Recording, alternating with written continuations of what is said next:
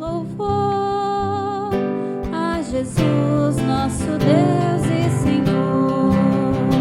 Honra, glória, poder e louvor a Jesus, nosso Deus e Senhor. Se guardais minha palavra, diz Jesus, realmente vós sereis meus discípulos. Honra, glória, poder e louvor a Jesus, nosso Deus e Senhor. Honra, glória, poder e louvor a Jesus, nosso Deus e Senhor. O Senhor esteja convosco. Ele está no meio de nós. Proclamação do Evangelho de Jesus Cristo segundo Mateus. Glória a vós, Senhor.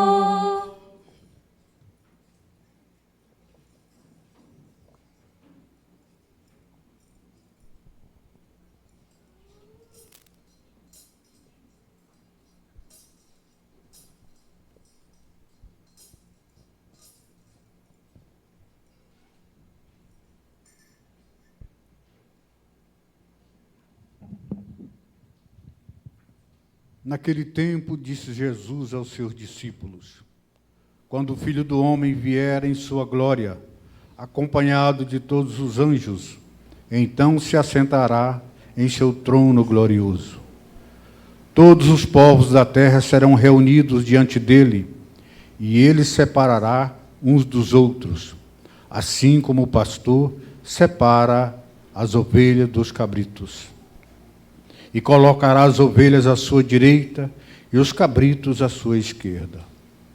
Então o rei dirá aos que estiverem à sua direita: vinde benditos de meu Pai, recebei como herança o reino que meu Pai vos preparou desde a criação do mundo. Pois eu estava com fome e me deste de comer, eu estava com sede e me deste de beber, eu era estrangeiro e me recebeste em casa, eu estava nu e me vestistes. Eu estava doente e cuidaste de mim. Eu estava na prisão e foste me visitar. Então os justos lhe perguntarão: Senhor, quando foi que te vimos com fome e te demos de comer? Com sede te demos de beber? Quando foi que te vimos como estrangeiro e te recebemos em casa, sem roupa e te vestimos? Quando foi que te vimos doente ou preso e fomos te visitar? Então o rei lhes responderá: em verdade vos digo, todas as vezes que eu fizeste isso a um dos menores dos meus irmãos, foi a mim que o fizestes. Palavra da salvação. Glória a vós, Senhor.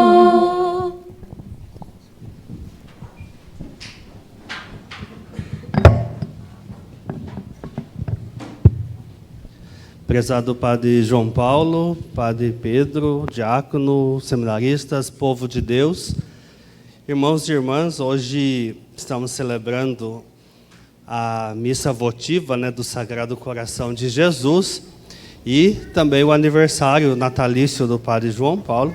Nós nos conhecemos em Roma, quando estávamos estudando, ele estudou liturgia e eu teologia dogmática e eclesiologia. Sou lá de Aparecida, da Arquidiocese, lá no estado de São Paulo, no interior. Talvez por isso esteja chovendo aqui, Quando um paulista pisa para cá, até a chuva, Mas ele me pediu que conduzisse esse momento da nossa meditação. E eu gostaria de começar falando a ele, antes da liturgia. O Salmo 90 diz assim, pede a oração ao Senhor: ensinai-nos a contar os nossos dias e dai ao nosso coração sabedoria. Que a gente tenha a sabedoria do Espírito Santo, da Palavra de Deus, para nos guiar, nos conduzir. E, como diz também o mesmo Salmo, 1000 anos para o Senhor são como um só dia. A vida passa rápida, é efêmera, e devemos nos concentrar naquilo que é importante. E assim nós iniciamos este tempo bonito que vivemos, o tempo da Quaresma. Quando naquela quarta-feira de cinzas, com a imposição das cinzas sobre nossas cabeças, o sacerdote dizia: lembra-te que és pó, e ao pó há de tornar, há de voltar. Para dizer da efemeridade, da rapidez, que tudo que existe vai se tornar pó. Então devemos focar naquilo que é importante. E o que é importante? O Evangelho daquela mesma quarta-feira nos ensinava, pelas práticas penitenciais, como viver o essencial da vida cristã. E a jaculatória do coração de Jesus, que o apostolado reza, né? Se trata exatamente disso, né? Senhor Jesus, manso e humilde de coração. Exatamente, que tenhamos um coração semelhante ao de Jesus. E como é o coração de Jesus? Então, na quarta-feira de cinzas, o Evangelho, Jesus dizia para nós: precisamos aprender a viver a oração, o jejum, a penitência, né, e a caridade. E a liturgia vai nos oferecendo exemplos e vai nos ensinando a como fazer isso. E quando falou da oração, o Evangelho dizia: quando for orar, entra no teu silêncio do teu quarto e reza ao teu Pai. E a oração sugerida pelo Evangelho, e depois apareceu na primeira semana, é a oração do Pai Nosso, que é um programa de vida que nos ensina a louvar a Deus que está no céu e a querer que esse reino aconteça na terra. Fazer o possível para que esse reino se realize já aqui, comece aqui. Por isso a igreja diz que ela é sinal, ela é germe, semente do reino. Ela não é o reino definitivo, porque ele começa com os pequenos gestos, com pequenos sinais. Então, o reino de Deus que se inicia. E a força da oração, então, que traz ao cristão a perseverança, a confiança na palavra de Deus. Depois a gente aprendeu também sobre a prática do jejum, da abstinência. E talvez não seja difícil para nós entendê-la, que ela nos fortalece, fortalece o nosso espírito, nos ajuda a domar nossos instintos, nossas paixões desordenadas, como diz a oração da coleta da missa, controlar nossas paixões desordenadas, para que possamos ter o domínio sobre nós. E quando temos o domínio sobre nós, nossos impulsos, a gente não ofende as pessoas, a gente não agride a natureza, a gente não ofende, não blasfema a Deus. A gente entra no shalom, que é a paz com Deus, conosco, com os outros e com a criação. Isso é o verdadeiro shalom, quando estamos em harmonia.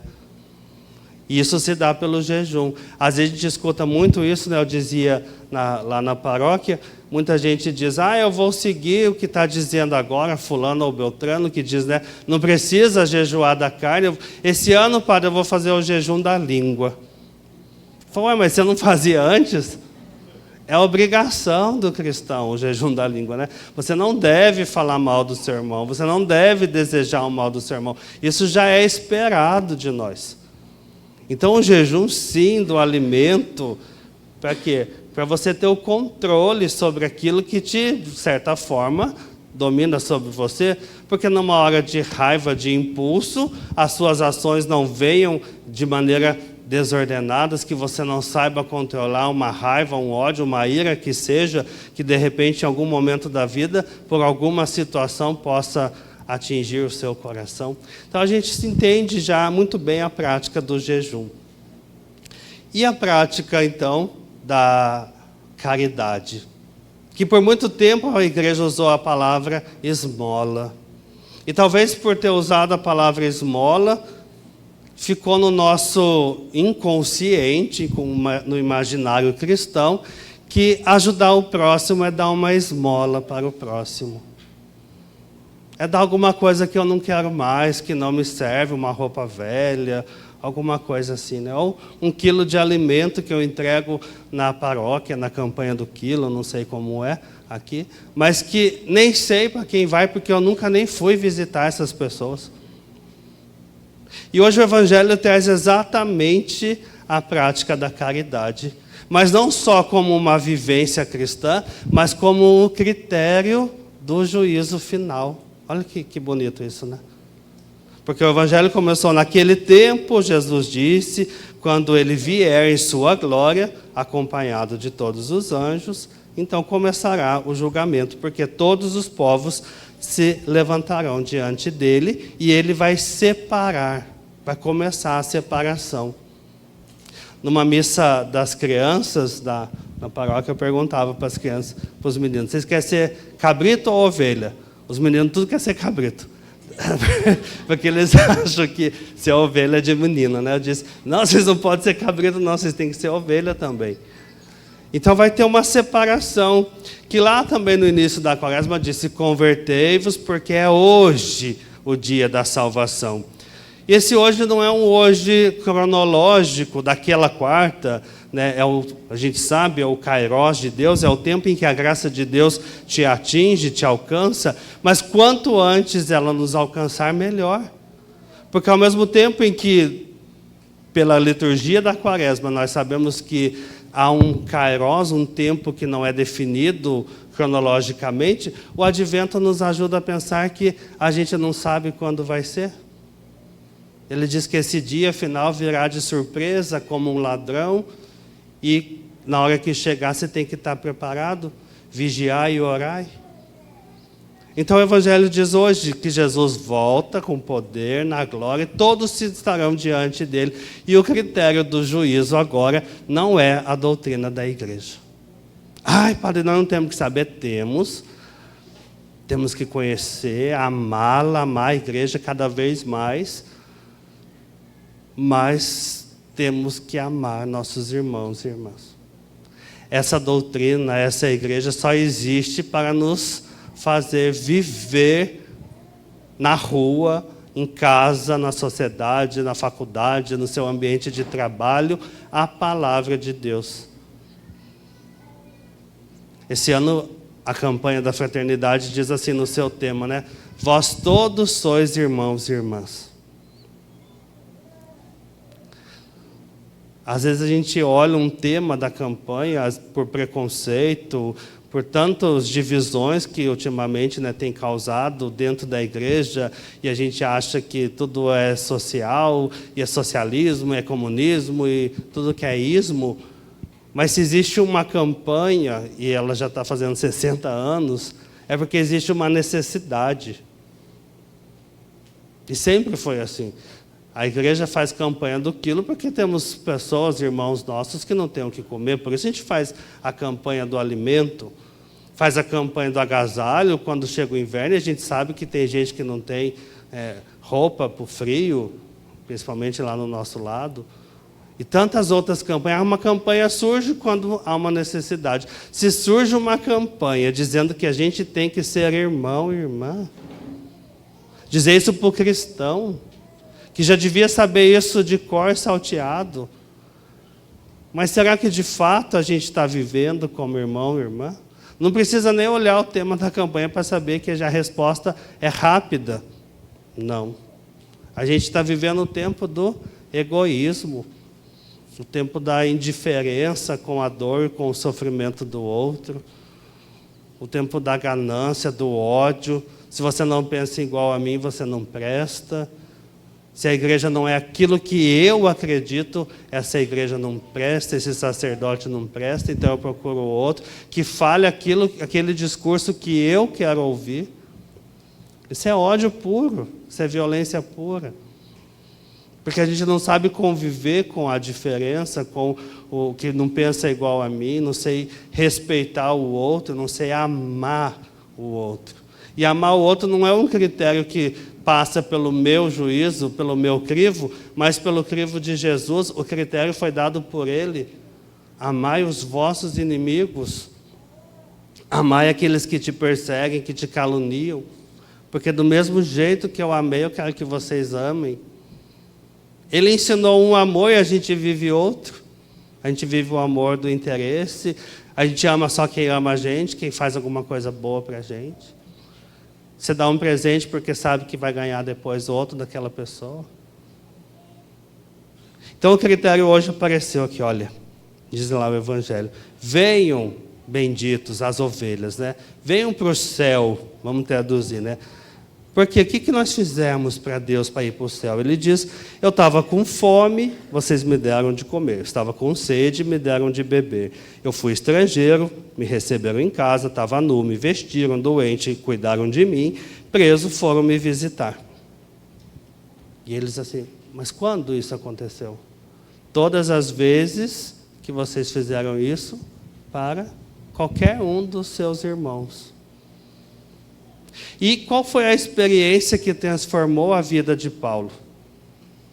Paulo era um grande perseguidor dos cristãos e matava todos que ele via pela frente. E não é porque Paulo era ruim, Paulo era ruim e matava cristão. Não, porque Paulo tinha convicção do judaísmo como a religião oficial, como a única forma de salvação. Mas ele encontra Jesus no seu caminho. E Jesus pergunta para ele, Saulo, por que você me persegue? E aí que Saulo vai entender que perseguir um cristão, matar um cristão, era matar Jesus. E aí vem toda a teologia bonita da igreja do corpo místico, né? Que depois vai ser desenvolvida, porque Jesus é a cabeça e nós somos os membros. Então ele se faz um conosco. Se ele se faz um conosco e se o membro sofre, todo o corpo padece, e que a gente sabe de cor salteado também essas teorias, mas ela para ser vivida. Então, se o meu irmão passa fome, o corpo está doente, a igreja está doente. Não adianta eu rezar 1000 Ave-Marias se eu passo do lado de alguém que sofre e finjo que nem existe, ou que essa pessoa já faz parte, né, da paisagem, está sempre ali pedindo, está naquele lugar ali. Já sei que eu vou ali no centro da cidade e vou encontrar a fulana ali pedindo. Já virou um monumento da praça. Pela nossa indiferença. Então o critério para a salvação, embora Jesus tenha dado vários, né, e o principal mandamento é o amor, justamente por isso, porque o critério serão as nossas relações humanas entre nós. Não tem questionário no céu dos mandamentos, da doutrina, do mandamento da igreja, tudo que a gente aprendeu na catequese. Não tem caderneta com falta e presença de missa. Tem isso aqui. Você amou quem eu coloquei no seu caminho? Você ajudou as pessoas? Você viveu o Evangelho na sua vida? E bonito se a gente pensar que a Quaresma vai fazendo uma caminhada, vocês sabem melhor disso, né, com o Padre João Paulo, mas a caminhada da Quaresma, quando começa no primeiro domingo, apresentam 3 tentações que vão seguir Jesus durante toda a sua vida. Aquele 40 dias do deserto para dizer do ciclo fechado, ou seja, durante toda a sua vida aqui na Terra. Esse grande deserto que é a experiência humana na Terra. Então Jesus vai ser tentado. Perdão. E as 3 tentações que Jesus vence são pelas 3 tentações que matam Jesus.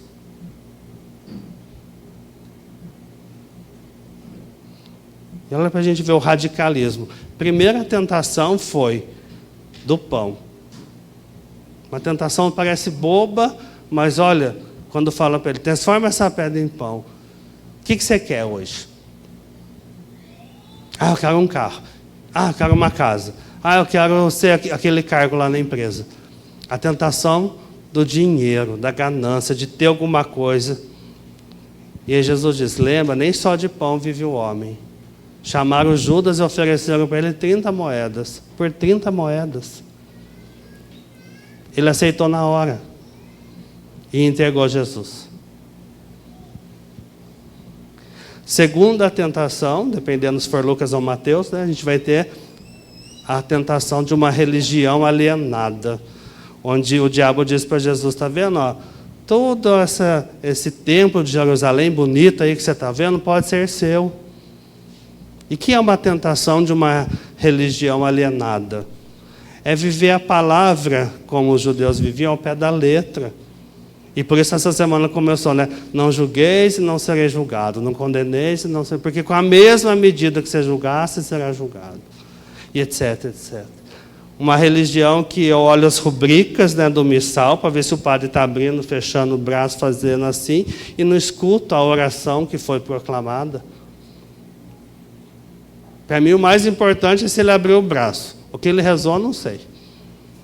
E quanta gente assim hoje... Eu não sei se já chegou aqui, mas lá no Sudeste é uma briga se pode ou não pode bater palma na missa.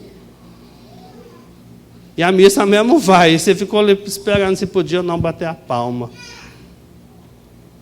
Então, quando diz lá, né, o fariseu chegou, deixou a mãe e o pai morrer, porque o dinheiro que ele ia ajudar o pai, ele falou, do templo, é corbã. Mas quando o discípulo de Jesus não lavou a mão, ele disse, seus discípulos não lavam as mãos. E Jesus disse, vocês anulam o mandamento de Deus e está tudo certo. E seguem preceitos do homem. Então esse tipo de religião, né? Que o padre quer dizer. Judas levou para quem? Para aquele complozinho ali, né? Anás, Caifás. Porque viram que Jesus estava... tirando essa ideia de religião fora da vida das pessoas, de juízo, de condenação, e Jesus dizendo que Deus é Pai, é amor, bondade, e perdoa, e que está conosco e nos levanta, e que não precisa fazer oferta no templo, aí piorou. Porque Deus perdoa, dá uma chance. Então, esse povo se juntou e levou Jesus para o imperador. Não, tem que matar ele. Ele está dizendo que ele é rei, etc, etc. E a terceira tentação, justamente o poder, né, quando o diabo leva Jesus no monte e diz, todos esses reinos podem ser seu, mas se você se dobrar diante de mim. Quem quer muito poder de mandar nos outros, de governar tudo, muita gente está se dobrando para o diabo. É um poder que não compensa. Aí Jesus diz, não, eu não me dobro para você. Mas o imperador se dobrava, Pilatos dobrava. Porque quando disse que Jesus nasceu, o outro Herodes já mandou matar todas as crianças. Porque nasceu um rei, então é uma ameaça para mim. Quando Jesus entrou no templo, antes de começar a quaresma, se lembra no Evangelho de Marcos? Foi um domingo, 2 domingos antes, Jesus entrou no templo, o endemoniado gritou, que queres conosco? Eu sei quem tu és. Por que Jesus ameaça para aquele homem? Por que tanta gente se sente ameaçada por Jesus? Então Herodes com Pilatos vão lá e Pilatos diz assim, vocês que querem, eu lavo minhas mãos. Como que lava as mãos? Se ele acabou de dizer no interrogatório para Jesus, eu tenho o poder de te condenar ou te soltar. Então ele tinha o poder de soltar, não soltou porque não quis. Se ele não soltou porque não quis, ele tem culpa sim. Não existe lavar as mãos. E quantos de nós podemos fazer muitas coisas e lavamos as mãos? Fingindo que não posso fazer nada. Não está no meu alcance. Então as 3 tentações, né? O poder econômico dos reinados de Herodes e Pilatos, o poder religioso de Anás, Caifás, e o pequeno poderzinho nosso ali representado em Judas, essas 3 tentações que Jesus disse não, porque estava cheio do Espírito Santo. Lembra a primeira leitura do primeiro domingo, da Arca de Noé, onde depois Pedro disse para nós que aquela arca é o batismo. Então, se a gente deixar o Espírito Santo agir em nós, tudo isso cai. Nada disso nos atinge, nos alcança. Então, queridos irmãos e irmãs, ainda nós vamos agora para o 3º domingo, né? Tivemos a experiência bonita que todo mundo estava assim meio com medo, acho que vocês estão meio com medo, né? Depois de tanto que o padre falou, os discípulos de Jesus também. Que Jesus não falou só isso, Jesus disse, eu vou morrer. E aí leva eles lá no alto da montanha, se transfigura, né? Mostra a sua essência, aquilo que ele é de verdade. É bonito porque os discípulos têm esse privilégio de ver Jesus fora da aparência humana que impedia as pessoas de o seguir. Quanta gente ali, né, do tempo comum mostrou para nós também, né? Quando Jesus, daí na quarta-feira, depois desse domingo, Jesus entra na sinagoga em Cafarnaum e alguém diz, mas nós não conhecemos sua mãe, seus irmãos, não é o filho do carpinteiro? Porque olhava, só via a humanidade. E Jesus leva Pedro, Tiago e João na montanha e mostra, não é o filho do carpinteiro. E eles veem uma coisa assim, uma luz branca que não sabe explicar por quê. Porque eles estão vendo a essência. Some aquele aspecto humano do filho do carpinteiro e só resplandece Deus ali na frente deles. Para Jesus dar essa esperança. São tempos difíceis, são tempos desafiadores, mas no final é a palavra de Deus que brilha, que resplandece, que ilumina, né, a nossa vida, a igreja, né, a nossa caminhada para o céu. Vamos pedir essa graça nessa Eucaristia, da palavra de Deus iluminar a nossa vida, da gente ter bastante sensibilidade com as pessoas, com nossos irmãos e irmãs que sofrem, né, como o Evangelho diz, perseverar na oração, né, lá no nosso lado, até a adição, toda sexta-feira, vou falar, mas não fique com raiva para você ter que fazer, não. Nós fazemos a Via Sacra toda sexta-feira na Quaresma, 5 horas da manhã. Então é difícil, mas o povo já tem esse costume. O padre que não faz é que apanha, né? Lá a gente tem que acordar 4h, hoje eu teria que acordar 4h30. Mas como eu estou aqui, eu acordei às 10, né? Para rezar 5 horas da manhã com o povo, a Via Sacra e a Eucaristia. Então a gente tem essa prática da oração em comunidade, né? E eu falo para o povo, agora a caridade e o jejum, você busca viver na sua intimidade, veja aquilo que é forte, né, para você, que te domina, tenta controlar isso no jejum. E a caridade, o Evangelho de hoje nos mostrou como o sinal, como, né, o critério para a gente ir para o reino dos céus. Louvado seja nosso Senhor Jesus Cristo.